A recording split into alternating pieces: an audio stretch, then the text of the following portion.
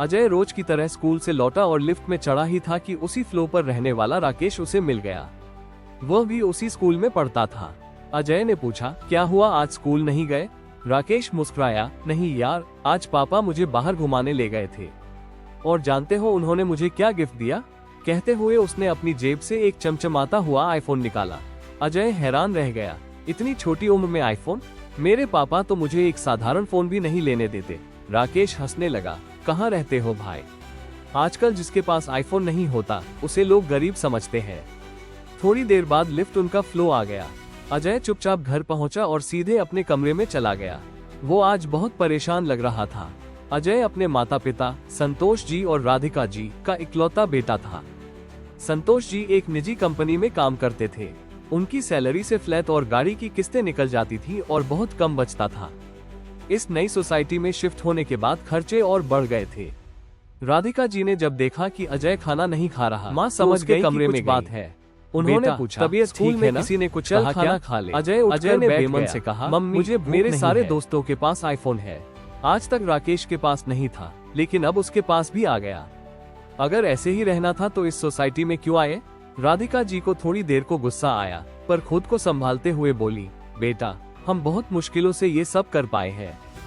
Flat, गाड़ी और बाकी खर्चों के बाद बहुत कम बचता है। तुम्हारी पढ़ाई ही हमारी पहली प्राथमिकता है। लेकिन अजय नाराज था। बस बहाने मत बनाओ मम्मी, पापा से कहो कि कोई अच्छी नौकरी ढूंढें जहां ज्यादा सैलरी मिले। अब राधिका जी का सब्र टूट गया। क्या तुम्हें लगता है कि तुम्हारे पापा जानबूझकर कम कमाते हैं?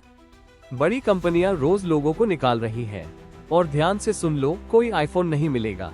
तुम्हारी पढ़ाई ही काफी महंगी है। माँ को गुस्से में देखकर अजय चुप हो गया और बिस्तर की ओर मुंह फेर लिया। शाम को जब संतोष जी घर लौटे तो राधिका जी ने उन्हें सब बता दिया। उन्होंने अजय को बुलाया, बेटा मैं तुम्हें आईफोन नहीं दिला सकता। हाँ, जब स्कूल खत्म कर लोगे तब एक सामान्य फोन जरूर दिला दूंगा। अजय फिर भड़क उठा, पापा इस सोसाइटी में सबके पास फोन है, अच्छे कपड़े हैं, बाइक्स हैं।